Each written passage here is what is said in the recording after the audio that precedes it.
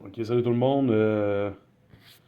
Je fais une petite vidéo aujourd'hui. Dans le fond, j'ai été inspiré de commencer mon livre Samuel. Fait que on va voir qu'est-ce que ça va donner. Je suis été inspiré ça aujourd'hui, c'est parce que c'était le temps que je commence. J'avais déjà lu des parties, mais j'ai jamais commencé vraiment du début à la fin. Fait que, ok, un Samuel 1, version Louis II. Il y avait un homme de Ramathaïm, de Tsophim, ou Tsophim, de la montagne d'Éphraïm, nommé Alcana, fils de Joram, fils d'Élihu, fils de Tohu, fils de Tsuf, et de Tsuf Éphratien, et de Tsuf, virgule, Éphratien. Ok, il avait deux femmes, dont l'une s'appelait Anne, et l'autre Pénina. C'est bizarre parce que dans le fond, je viens juste de raccrocher à peu près voilà une heure avec Jonathan, puis c'est passé de quoi par rapport à un débordement d'eau à Saint-Raymond. Raymond, c'est le père de Marianne. Puis Anne, Marianne. J'ai été inspiré aujourd'hui de lire mon livre Samuel, en sachant pas que dans le fond, Elkana, l'homme qui s'appelait Elkana, avait deux femmes, puis une qui s'appelait Anna et l'autre Pénino. Fait que c'est le mot Anne qui est spécial. Fait que, en tout cas, on va voir qu'est-ce que Joey en dit de ça. Ok, on continue. Il y avait deux femmes, dont l'une s'appelait Anne et l'autre Pénina. Pénina avait des enfants, mais Anne n'en avait point. 3. Chaque année, cet homme montait de sa ville à Silo pour se prosterner devant l'Éternel des armées et pour lui offrir des sacrifices. Là se trouvaient les deux fils d'Élie, Ophni et Phiné ou Piné, sacrificateurs de l'Éternel. Le jour où Alcana offrait son sacrifice, il donnait des portions à Pénina, sa femme, et à tous les fils et à toutes les filles qu'il avait d'elle. 5. Mais il donnait à Anne une portion double, car il aimait Anne, que l'Éternel avait rendue stérile. Oh, Anne était stérile. Joe, hier, il disait que dans le fond, l'affaire du 45 jours, ça avait rapport avec justement, dans le fond, 40 ans. C'était le 40. Dans le fond, je dis, dans le fond, Daniel, il fallait qu'il me donne 40 versets pendant 40 jours. C'est sa forme de punition. Puis dans le fond, on disait à Daniel qu'il allait découvrir un mystère, mais en fin de compte, c'est que moi, en lisant son livre de Daniel pour lui montrer ma grâce, vu qu'il faisait un effort, dans le fond, j'ai découvert qu'à la fin du livre de Daniel, il y avait comme un genre de certain compte à rebours qui était, dans le fond, il y avait 45 jours de différence entre les deux versets.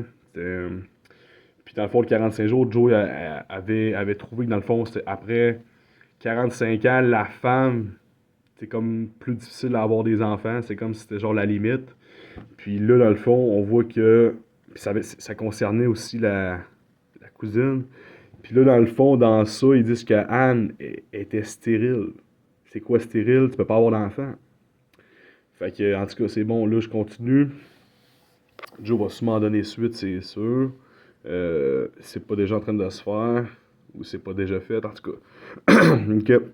Euh, mais, mais il donna à Anne une portion double, car il aimait Anne, que l'Éternel avait rendue stérile. Sa rivale lui prodiguait les mortifications pour la reporter à sérité de ce que l'Éternel l'avait rendue stérile. 7. Et toutes les années, il en était ainsi. Chaque fois qu'Anne montait à la maison de l'Éternel, Pénina la mortifiait de la même manière. Alors elle pleurait et ne mangea point. 8. Alcana, son mari, lui disait à Anne, Pourquoi, pourquoi pleures-tu et ne manges-tu pas? Pourquoi ton cœur est-il attristé? Est-ce que je ne vaux pas pour toi mieux que 10 fils? 9. Anne se leva après que, que l'on eut mangé et bu à Silo. Le sacrificateur Élie était assis sur un siège près de l'un des poteaux du temple de l'Éternel. 10. Et l'amertume dans l'âme, il pria l'Éternel et versa des pleurs.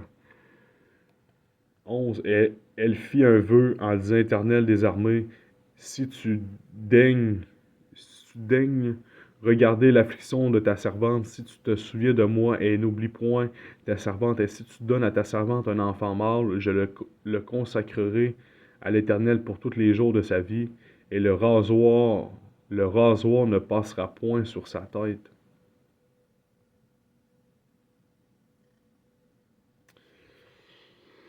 Ok.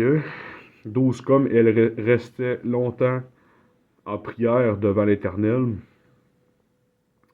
comme elle restait longtemps en prière devant l'Éternel, Élie observa sa bouche. 13. Anne parlait dans son cœur et ne faisait que remuer les lèvres, mais on n'attendait point sa voix. Élie pensa qu'elle était ivre. 14. Et il lui dit, jusqu'à quand seras-tu dans l'ivresse? Fais passer ton vin. 15. Anne répondit, non, non, mon Seigneur, je suis une femme qui souffre en son cœur. Et je n'ai bu ni vin ni boisson enivrante, mais je répandais mon âme devant l'Éternel. 16. Ne prends pas ta servante pour une femme pervertie, car c'est l'excès de ma douleur et de mon chagrin qui m'a fait parler jusqu'à présent.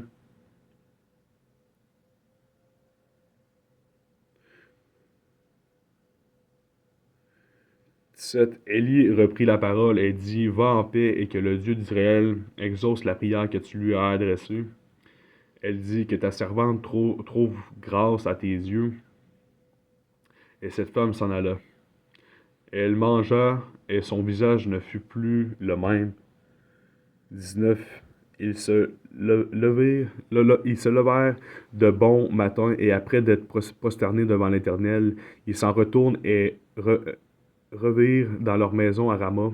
Elkana connut Anne, sa femme, et l'Éternel se souvint d'elle. 20.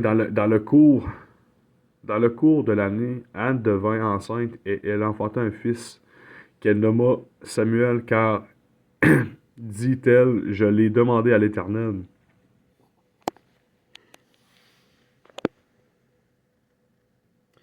21. Son mari Elkana monta ensuite avec toutes ses maisons pour offrir à l'Éternel le sacrifice annuel et pour accomplir son vœu. Mais Anne ne monta point, et il dit à... Mais 22. Mais Anne ne monta point, et elle dit à son mari lorsque l'enfant sera sevré, je l'amènerai, afin qu'il soit présenté devant l'Éternel et qu'il reste là pour toujours. La fois Samuel, en tout cas. 23. Elkana, son mari, lui dit, fais ce qui te semblera. Elkana, son mari, lui dit, fais ce qui te semblera bon, attends de l'avoir sevré.